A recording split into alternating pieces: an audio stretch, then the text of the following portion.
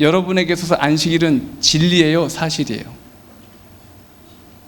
생각 잘 하셔야 돼요. 여러분이 안식일을 진리로 받아들인다면 여러분이 여러분이 다니던 학교를 졸업하고 어느 대학을 가든지 간에 그 안식일에 대해서 타협할 수가 없는 거예요. 왜? 진리니까. 그리고 그 안식일을 지키기 위해서 힘들다, 어렵다? 물론 어려울 수 있죠. 그 진리가 그 안식일이 진리라면 여러분이 그 안식일을 지킴으로 말미암아 여러분 마음에 평안이 있어야 돼. 까짓 사장님 원하시면 마음대로 하시죠. 여러분이 현대를 들어갔다, 삼성을 들어갔다, 그럼 들어가자마자 얘기해야 되는 거예요. 사장님한테, 사장님 제가 이런 스펙이 있긴 한데 뭐 저한테 연봉은 최소 1억 원 주셔야 되고, 그리고 제가 토요일은 일할 수 없는 거 아시죠? 원하시면 쓰시든지 마시든지 마음대로 하시라고. 그러기 위해서 여러분이 실력을 잘 갖추어야 돼요. 쓰임받을 수 있는 사람, 그리고 여러분이 가졌던 모든 스펙과 여러 가지 상황들을 보고 난 후에 이야, 이 친구가 있어야지 우리 회사에 도움이 되겠구나. 설사 여러분이 학교를 다니다가 안식일 문제로, 직장을 다니다가 안식일 문제로 어려움에 직면하더라도 여러분의 마음에 그 진리가 여러분 마음속에 있다면 어떠한 재정적 어려움, 관계적 어려움이 와도 여러분 마음이 흔들릴 수가 없어요. 왜냐하면 진리 되시는 예수님이 여러분 마음속에 있기 때문에 그분과의 깊은 관계는 여러분 안에 참된 자유를 주게 될 겁니다. 여러분 정말 예수님 때문에 자유롭게 되기를 바랍니다. 자, 우리가 말씀을 들어가기 전에 어제 우리가 이 운동을 배웠죠? 예수 찬양 운동 기억하십니까? 예, 뭐였습니까? 예수를 깊이 생각하고, 그래서 우리가 뭐 하는 거예요? 말씀을 묵상하는 거예요. 새벽부터 이스라엘 백성들이 만나를 주어 그리고 그 만나를 먹으면서 하루하루 살아가는 힘을 얻었던 것처럼 똑같이 이 시대에도 그렇게 살아야 됩니다. 삶 예배요, 예배가 삽니다. 그리고 뭐예요? 그 말씀대로 수련하면서 살아가는 삶, 영성 생활이에요. 기도, 섬김, 순종의 삶. 그렇죠? 성령 충만하면 우리가 예수님을 찬양하는 삶을 살게 돼요. 그 다음에 차는 뭐였습니까? 네, 찬양 드리며. 그래서 예수님과의 개인적인 깊이 있는 관계가 이루어진 사람은 결국 우리 삶 속에 예배가 회복이 되고, 이 예배가 회복된 삶이 결국은 안식일 회복 운동까지 이루어지는 축복으로 연결되게 되어 있어요. 할렐루야, 아멘. 그리고 양은 뭐였습니까? 예, 양육하는 거예요. 그래서 이 예수 찬이 되지 않으면 그 다음 양이 되지 않아요. 양육이 안 돼요. 그리고 우리가 해야 될 일은 바로 나는 오늘도 섬기며 삽니다. 그래서 우리가 예에 대해서 배웠고 수에 대해서 배웠고, 오늘 아침은 찬에 대해서 우리가 배울 겁니다. 자, 그러면 구호 한번 하고 시작할까요? 자, 구호 준비하면 다 같이 얏 하고 시작합니다. 아셨죠? 우리 옆에 조는 친구들이 정신 차릴 수 있도록 해봅시다. 구호 준비!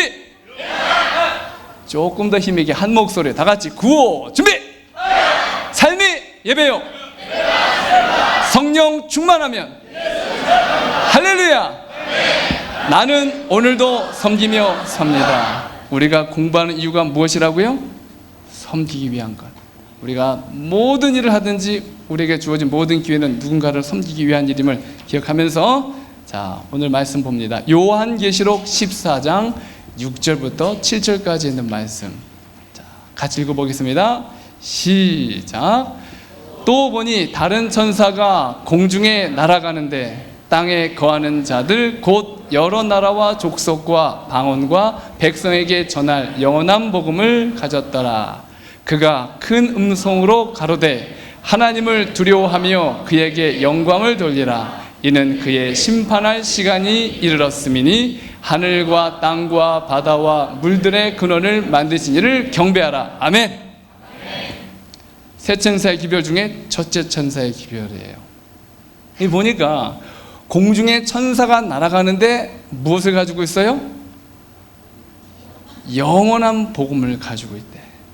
그냥 복음이 아니라 어떤 복음? 영원한 복음. 왜 영원이라는 단어를 썼을까? 이제 말씀 묵상했으니까 여러분들이 생각을 많이 해야 돼. 왜 영원하다라는 말을 앞에 붙였을까?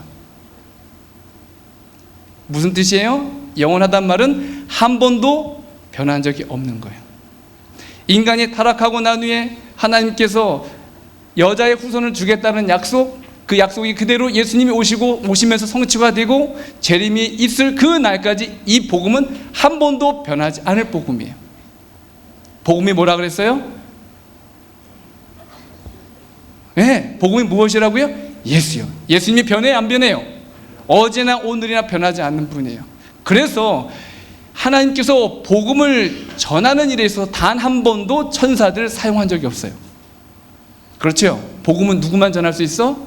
복음을 경험한 사람들, 복음을 깨달은 사람을 통해서 하나님은 복음을 전하기 원해요. 만약에 천사들이 복음을 전했다 그러면 벌써 이 세상의 모든 복음 사업은 끝났을 거예요.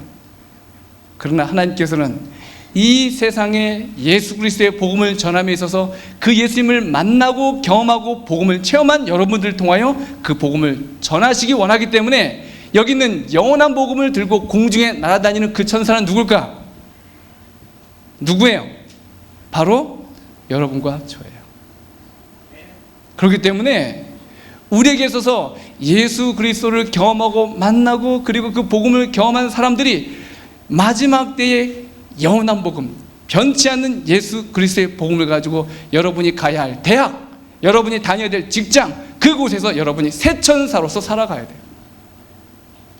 그런데 여기 새 천사의 기별 중에 첫째 천사의 기별, 큰 음성으로 말하되 하나님을 어떻게 하며?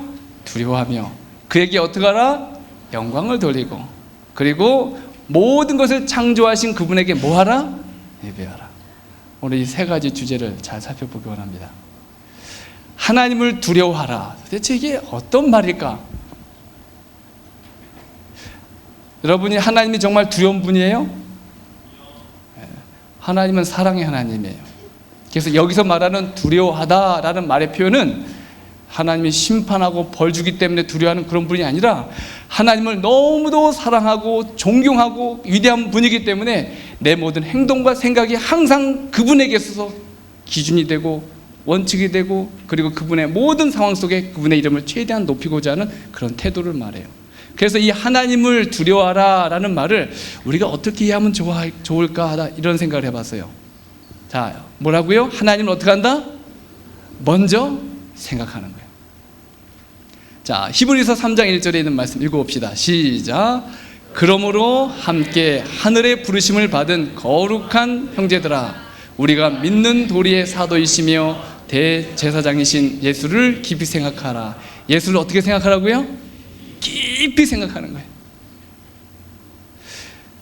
어느 날 제가 인도네시아 이제 오지에서 다른 지역에 다니면 설교를 하는데 한 정글교회를 방문했는데 제가 가면 이제 우리 큰딸을 데리고 갔어요. 그때 18개월 뭐 20개월 이럴 때인데 예배를 딱 마치고 나면 그 현지 원주민들이 이렇게 주머니에서 뭘 꺼내요. 이렇게 꺼내가지고 우리 아이한테 막 주려고 그래. 보니까 사탕이야.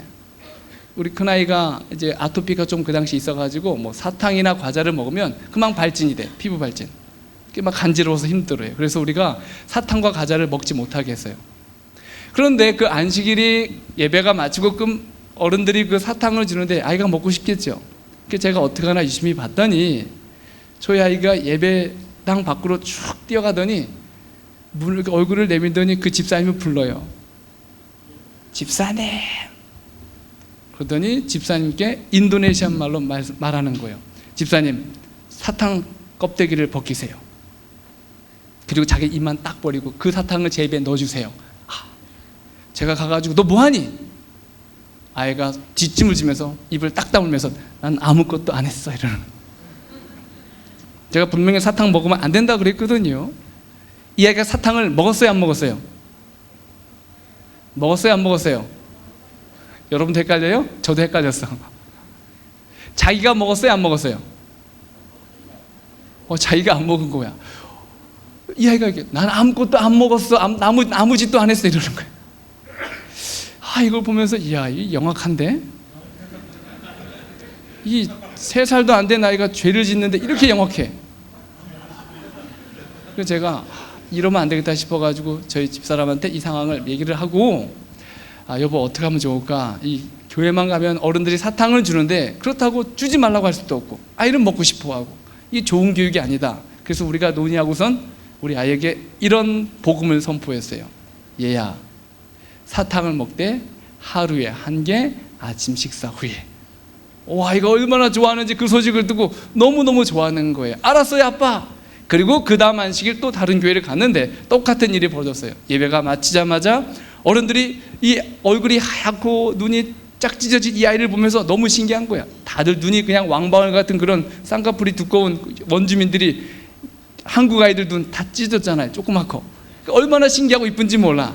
이 아이를 보면서 사탕을 다 꺼내주는데 이 아이가 사탕을 보자마자 사탕을 낚아채고 그리고 저한테 막 달려오면서 제 주머니에 사탕을 집어넣으면서 저한테 이렇게 얘기했어요. 아빠, 기억하세요? 하루에 1개씩. 제가 그때 이거구나 하고 우리 아이를 통해서 깨달았어요. 그 아이가 사탕이 먹고 싶었을까요? 정말 먹고 싶었을 거예요. 그런데 그 아이가 그 사탕을 왜 들고 저한테 왔을까요? 아빠를 먼저 생각한 거예요. 내가 비록 이것을 먹고 싶지만 우리 아빠가 말씀하기를 하루에 1개, 그리고 먹고 싶지만 그 마음을 마음에 챙기고 그리고 그 사탕을 들고 저한테 온 거예요.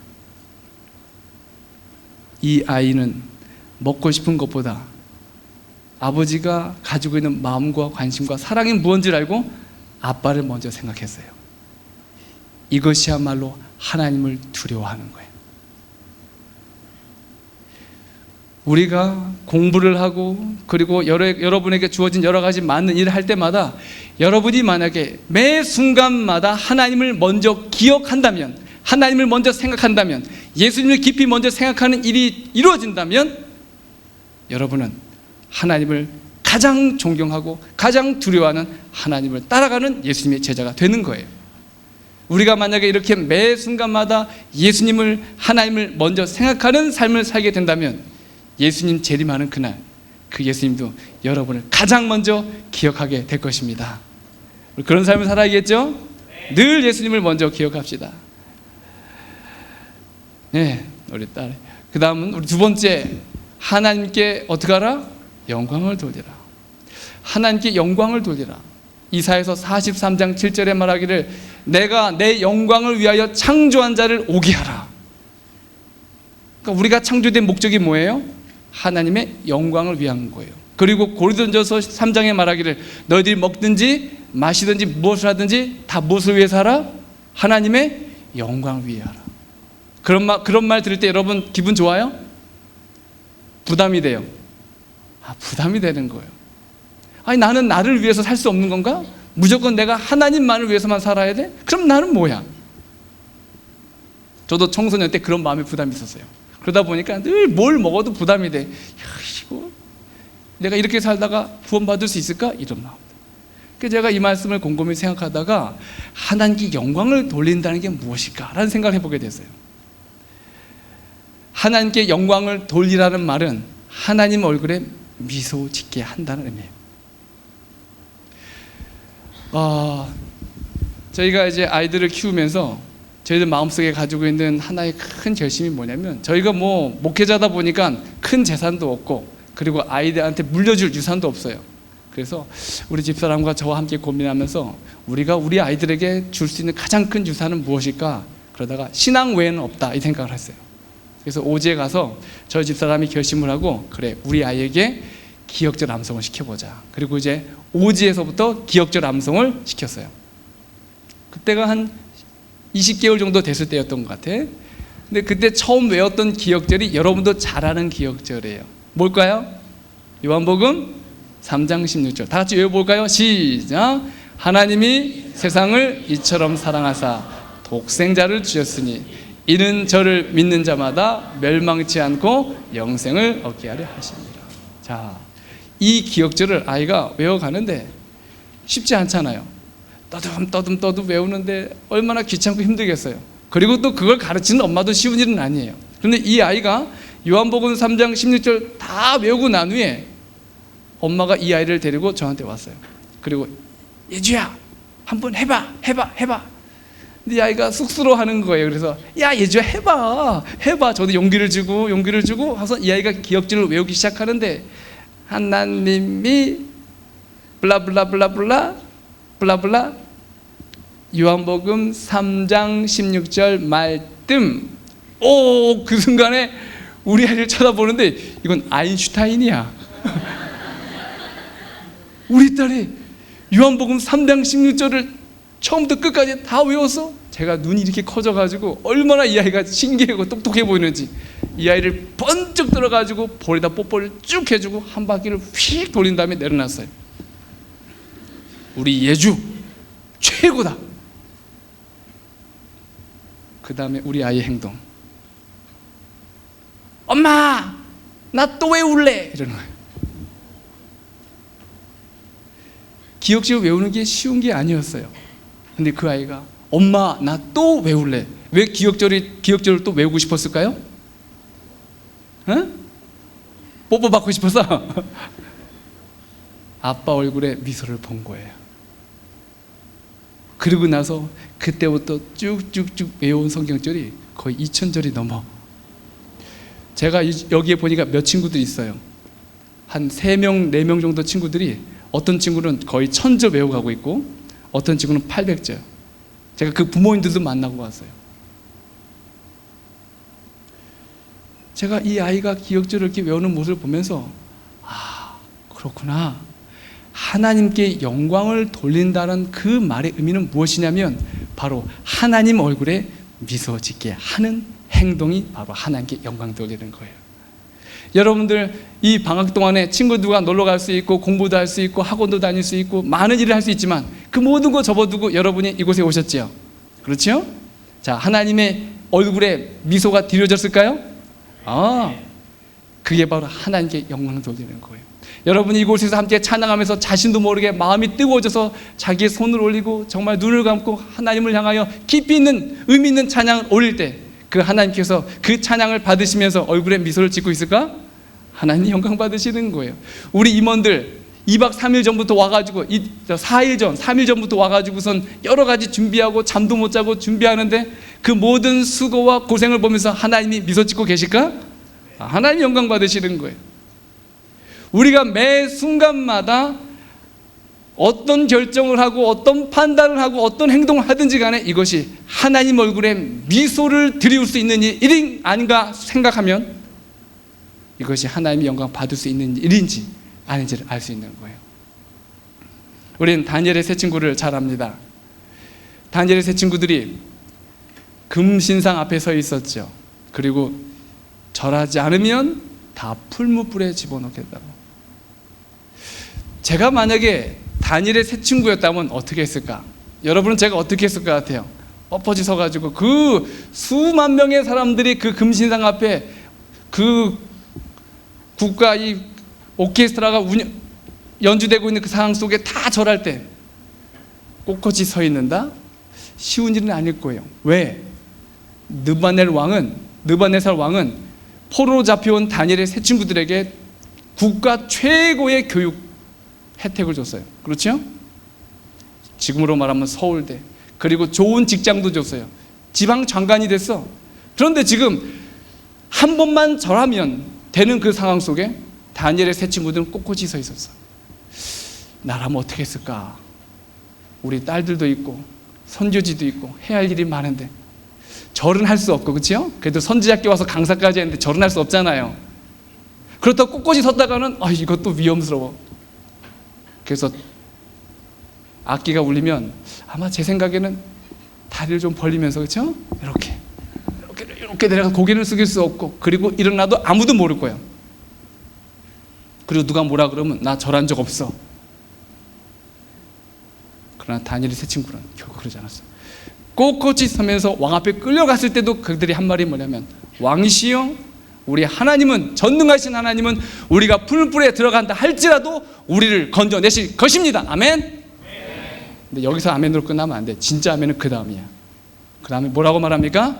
그리 아니하실지라도, 하나님이 우리를 풀무불에서 건져내시지 아니하실지라도 우리는 왕의 신상에게 절하지 아니하겠나이다. 아멘. 이게 우리 청년들, 우리 학생들이 가져야 될 믿음이에요. 여러분이 기도를 하고 하나님께 헌신하고 모든 걸 다 거쳐 산다 할지라도 아무런 축복과 결과가 여러분에게 만족스럽게 오지 않는다 할지라도 결코 굴복하지 않는 다니엘의 새 친구들이 되길 바라요. 왜? 하나님이 미소 지을 수 있는 삶을 살아야 되기 때문에. 이 다니엘의 새 친구들이 그런 말을 했을 때 하나님의 얼굴에 미소가 크게 드려졌을까요? 얼마나 행복했을까. 아마 온 우주를 향하여 하나님이 껄껄대고 웃으셨을 거예요. 자 봐라, 이 3명의 내 사랑하는 아들들. 그리고 그들이 풀불에 들어갔어요. 그런데 풀불에 들어가니까 꽁꽁 묶였던 오랏줄이 다 타버렸어요. 진짜 자유는 풀불 밖에 있는 것이 아니라 어디 있었습니까?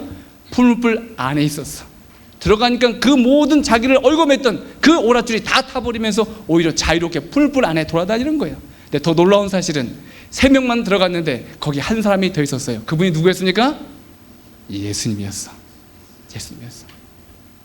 고난은 피하는 것이 아니라 예수를 믿는 믿음으로 그 고난에 함께 들어간다면 그것이 풀무불이든 아니면 바다 속일지라도 우리 예수님이 여러분과 함께 하실 거예요. 우리가 만일 매 순간마다 이렇게 하나님의 얼굴에 미소 짓는 삶을 살아간다면 예수님 재림하시는 그날 여러분도 그 예수님을 바라보면서 한박 웃음을 지을 수 있을 거예요. 예수님 어서 오시옵소서. 제가 얼마나 주님을 기다리는지 몰라요. 이 세상의 슬픔과 고난과 역경이 많았지만 예수님 당신 한 분을 위해서 제가 지금까지 살아왔습니다. 아멘. 주 예수여 오시옵소서. 이런 찬양을 해야 되지 않을까요? 근데 어떤 사람은 그렇게 말 못하고 저 하나님의 예수님의 얼굴에 그 광채가 너무 두려워서 산과 바위야 나를 좀 짓눌러다오. 우리 모두 주님 오시는 그날 예수님을 바라보면서 우리도 크게 한박 웃음 지으면서 주님을 맞이하도록 합시다. 자, 3번째로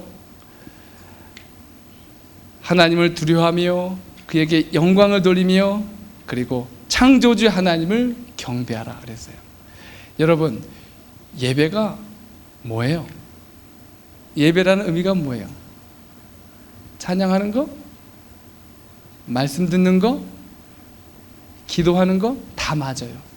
그러나 이 모든 예배의 요소 중에 가장 중요한 것은 예배는 하나님과 나와의 만남이에요. 여러분이 이곳에서 앉아서 예배를 드릴지라도 이곳에서 예수님을 만나지 못했으면 우리는 예배를 드린 게 예배를 경험하지 않은 거예요. 그렇기 때문에 참된 예배는 바로 그 예수님 하나님을 만나는 거예요. 출애굽기 25장 8절과 22절에 하나님께서 성소를 짓게 하셨는데 그 성소를 짓게 하신 목적이 뭐냐면 내가 너와 거기서 만나고 하나님이 우리 가운데 거하시고 그리고 우리와 만나기 위해서 성소를 짓게 하셨어요. 그리고 그 성소에서 우리의 죄를 속죄하는 일들이 이루어졌어요. 그러니까 하나님께서 성소를 지은 가장 궁극적인 목적은 우리를 만나기 위한 거예요. 그런데 요한복음 2장 19절, 20절, 21절에 보면 예수님께서 이런 말을 해요. 너희가 이 성전을 헐라. 그러면 내가 사흘 만에 다시 이렇게 세우리라. 성전을 사흘 만에? 우리가 수십 년 동안 지은 이 성전을 당신이 사흘 만에 혼자 지을 수 있다고? 다 비웃었어요. 그때 예수님이 대답하기를 그 성전은 바로 자기의 육체를 가리켜 말씀하신 것이라. 그러니까 예수님이 뭐로 오셔서 이 땅에? 성소로 오신 거야. 뭐하러? 우리를 뭐하기 위해서? 만나기 위해서. 그래서 예수님이 오셔가지고 3년 반 동안 너무나 바빴어. 만나고 싶은 분이 너무 많은 거야. 여리고에 가서 삭개오도 만나야 되고 마태도 불러야 되고 베드로도 불러야 되고 중풍병자도 만나야 되고 만날 사람이 얼마나 많은지. 그래서 예수님은 뉴스타트를 잘 못했어. 잠도 못 자고 늘 피곤하고 음식 절제는 하실 수 있었을까? 저녁만 되면 사람들이 찾아오는 거야. 예수님, 제가 오늘 요리를 했는데 이 요리 너무 맛있는데 예수님 생각나서 가져왔어요. 그럼 예수님이 어떻게 할까? 먹었을까? 안 먹었을까? 난 요즘에 뉴스타트 중이라 먹을 수가 없어. 그러지 않고 어떻게? 배는 이미 부르고 저녁은 다 먹었고 그러면 주는 음식에 그럼 제가 조금만 맛볼게요. 그리고 예수님이 아마 조금 뛰셔서 맛보셨을 것 같아. 그러고 나서 뭐라고 반응해? 이 음식 참 맛있네요. 그러면 또 뭐라 그래? 예수님 그럼 더 드세요. 예수님은 정말 피곤하고 바쁘시고 분주하셨어요. 모든 사람을 만나기 위해서. 그런데 어느 날 예수님께서 아침에 일찍 제자들 깨웁니다. 그리고 제자들아, 우리가 갈 곳이 있다. 어디요? 묻지 마. 그냥 따라와. 그리고 6시간을 걸어서 수가란 곳에 도착을 해요. 그리고 수가란 마을에 도착해서 그 우물가에서 제자들에게 음식을 구하러 보내놓고 혼자 앉아서 한 여인을 기다려요. 우리가 잘 아는 이야기죠. 근데 이 여인이 왔어요. 물을 뜨는데, 여인아, 물 좀 달라. 보니까 유대인이야. 아니, 당신이 어떻게 유대인인데 이런 사마리아, 당신들이 개처럼 취급하는 사마리아 사람에게 물을 달라 하시나이까? 내가 주는 물이 영생하도록 하는 물인 줄 알았더라면 네가 나한테 오히려 구했을 것이라고. 예? 영원토록 목마르지 않은 물을 줄 수 있다고요? 그럼 제가 다시 물 들어오지 않아도 되나요? 선생님, 그 물을 제게 주시지요. 그래, 내가 주마. 그 대신 가서 너의 남편을 먼저 데려와라. 그러니까 이 여인이 뭐라 그랬어요? 저는 남편이 없나이다. 참말이에요? 거짓말이에요? 이 여자가 남편이 없다는 말이 참말이에요? 거짓말이에요? 거짓말이에요? 근데 예수님이 뭐라고 대답하냐면, 내 말이 옳도다. 내가 전에 남편이 5이 있으나 지금도 같이 있지 않으니 내 말이 옳도다. 아마 제가 그 앞에 있다가 이 여인이 말하기를 저는 남편이 없나이다 하고 시침질 딱 대면, 뭐? 남편이 없어? 너 아직 정신 못 차렸구나. 이게 어디 앞에다 거짓말을. 예수님은 그렇게 말씀 안 하셨어. 뭐라고 말씀하셨어요? 다 같이 내 말이 옳도다. 내 말이 옳도다. 우리가 그런 마음을 가져야 돼. 종종 밖에 나가서 다른 사람들 만나다가 안식일 문제로 부딪히면 그거 가지고 아니에요, 안식일이 토요일이 맞고 블라블라블라 그렇게 싸우지 말고 뭐라고 말해야 된다? 당신 말도. 그 사람 입장에서는 그 말이 맞는 거예요. 다 모르기 때문에 그런 거예요. 그렇죠? 친구들과 어떤 일을 하다가 의견이 충돌되면 내 말이 맞다고 우기지 말고 뭐라고 말해야 돼? 내 말이 맞아. 너 입장에서는. 그게 예수님의 태도예요. 우리도 좀 그런 넉넉한 마음을 가지면 안 될까? 어른들이 그런 얘기합니다. 그런 노래, 여러분 그런 노래 들어봤죠? 영감 뒤뜰에 있는 병아리 보았소, 보았지, 어째했소? 몸보신 하려고 뭐 했다고? 먹었다고. 그러니까 뭐라 그래요? 잘했군, 잘했군, 잘했군, 잘했어.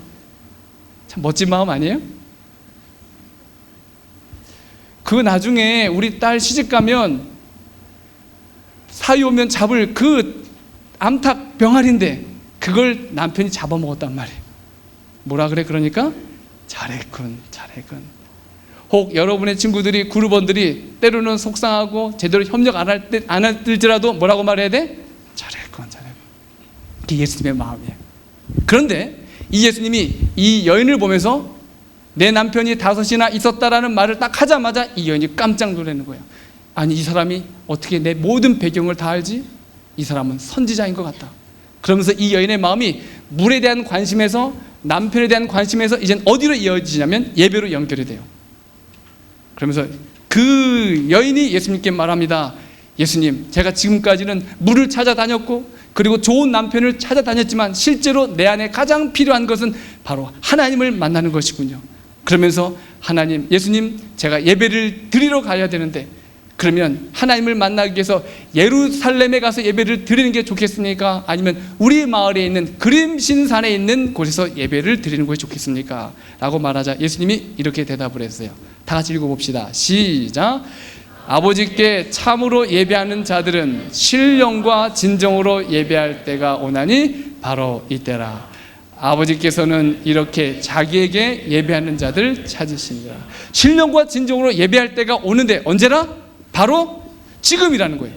왜? 예수님이 성소가 되셔서 직접 이 여인을 찾아왔단 말이에요. 그리고 이 여인을 만났어요. 예배는 무엇이다고요? 예배는 하나님과 나와의 만남이야. 이 예수님이 이 여인을 찾아와서 그 수가 우물가에서 만났으니 그 장소, 그 시간이 무슨 시간이에요? 예배 시간, 예배. 예배는 하나님과 나와의 인격적인 만남이 있는 곳이면, 그 시간이면 그 순간이 예배 장소가 되고 예배 시간이 되는 거예요. 우리 친구들이 공부하는 그 순간도 예배가 되는 시간이 돼야 돼요. 공부 시간이 따르고 예배 시간이 다른 게 아니에요. 일하는 시간이 있고 예배 드리는 시간이 있는 것이 아니라 우리의 삶이 예배가 되고 예배가 삶이 되어야 되는 거예요. 그래서 우리가 말씀 묵상을 하는 겁니다. 이렇게 말씀을 묵상하고 하루 살다 보면은 어느 순간에 나도 모르게 공부하다가 묵상했던 말씀이 떠오르는 거예요. 어느 순간에 내게 마음속에 암송했던 말씀이 떠오르는 거예요. 주님, 이 문제를 어떻게 해결하면 좋을까요? 이게 바로 예배가 되는 거예요. 우리가 이 땅에서 매일의 삶이 예배가 되고 예배가 삶이 되는 그런 준비, 그런 훈련들을 끊임없이 하는 사람들이 하늘에 가서 1000년 동안 왕노릇하면서 하나님께 경배와 찬양을 드릴 수 있게 되는 거예요. 저는 제 마음속에 아직도 잊지 못하는 아주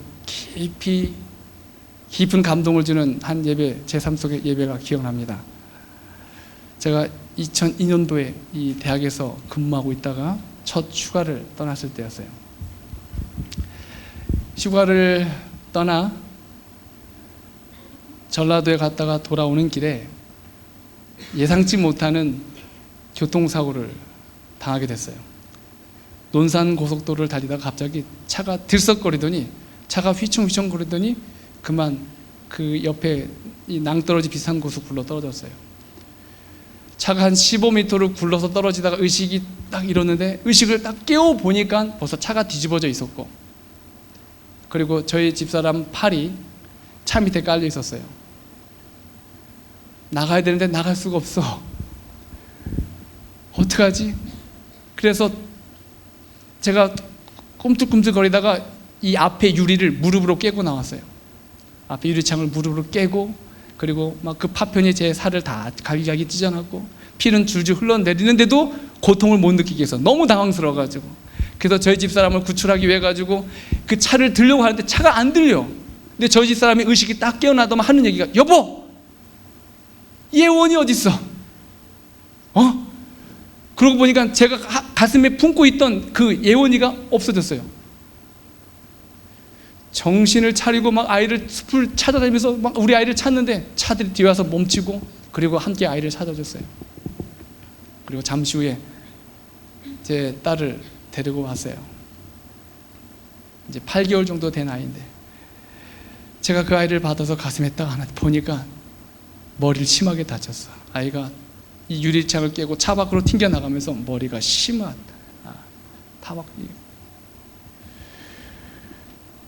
아이의 머리에서 피가 흐르고 골수가 흐르고 그 피가 제 가슴을 적시는데, 와, 죽고 싶은 거야. 하나님, 어떻게 저한테 이런 일이 일어날 수 있죠? 아이가 숨을 쉬는데 너무 고통스러워서 그냥 숨 하나 쉬는 것 자체가 저한테는 고통이에요.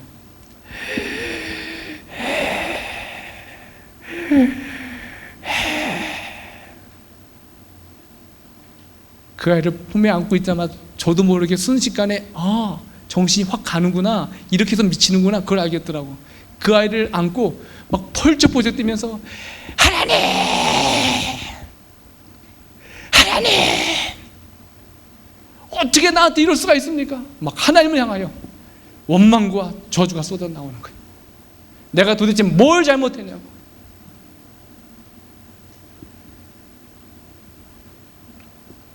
(5분) 동안 그렇게 펄쩍펄쩍 뛰어다니는 제 마음속에 갑자기 평안이 밀려왔어요.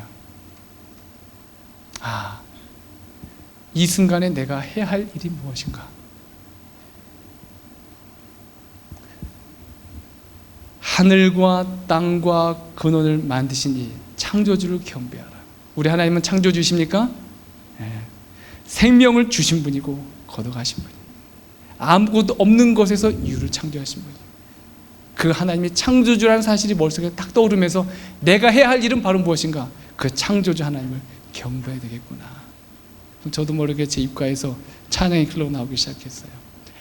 예수 가장 귀한 그 이름 예수, 언제나 기도 들으사 오 예수, 목소리 높여 찬양해 가장 귀한 그 이름. 이 찬양을 계속해서 부르다가 있는데 119 구조대가 왔어요. 그 차를 타고 건양대 병원까지 이동하면서도 끊임없이 이 아이와 함께 했던 이름 예배였어요. 예수, 가장 귀한 그 이름, 예수 언제나 기도드리사. 이 찬양을 계속 부르고 가는데 그 119 구조대원이 저를 흔들어 깨워요. 아저씨 정신 차리세요. 아마 제가 실성한 줄 아는 것 같아요. 아저씨 죄송합니다. 쉬는 날인데 저 때문에 쉬지도 못하고 저 지금 이 아이와 함께 예배드리고 있습니다. 그리고 그렇게 찬양을 계속 부르고 건양대 병원에 가서 그리고 이 아이의 마지막 숨을 거두는 모습을 지켜보면서 그 순간까지도 이 아이와 함께 불렀던 찬양은 바로 예수 가장 귀한 그 이름에. 제가 그 순간에 이 아이와 함께 예배드리면서 천국이 이런 것이구나 라는 걸 느꼈어요. 그리고 하나님은 우리 아이가 죽어가는 그 순간과 그리고 내가 경험하는 이 고통 가운데서도 함께 계시는 분이라는 사실을 저는 확신하게 됐어요. 어떤 친구들은 이렇게 말합니다. 저 교회 가기 싫어요. 시험도 좋은 결과 안 나왔고요. 전 이런 어려움이 있고요. 아니에요.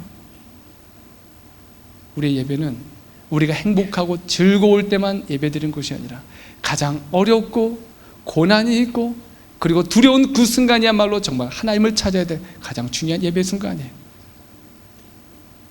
주님 오실 때가 정말 가까운 이때에 우리가 예수를 깊이 생각하고 수련하고 그리고 나의 어떠함과 상관없이 조건 없이 찾아오시는 그리고 우리의 창조주신 그 하나님을 기억하는 그 순간에 우리 입술에 진정한 하나님을 높이는 아름다운 찬양의 고백이 여러분 안에 이루어지길 간절히 바랍니다. 하나님은 온 우주를 창조하시고 우리에게 안식일을 주셨어요. 이 안식일은 하나님이 우리에게 어떤 분인지를 기억하며 그리고 그 하나님의 이름을 높이며 그분을 기억하는 날이에요.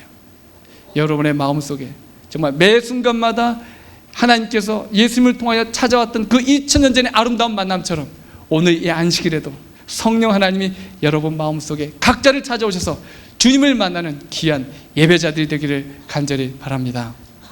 오늘도 여러분의 마음속에 정말 하나님을 두려워하며 그리고 영광을 돌리며 그리고 그분을 예배하는 그것이 무엇인지를 기억하며 하나님을 먼저 생각하고 그리고 하나님 얼굴에 미소 짓게 하며 그리고 매 순간마다 하나님과 동행하는 예배자의 삶이 되기를 바라면서 말씀을 마치겠습니다.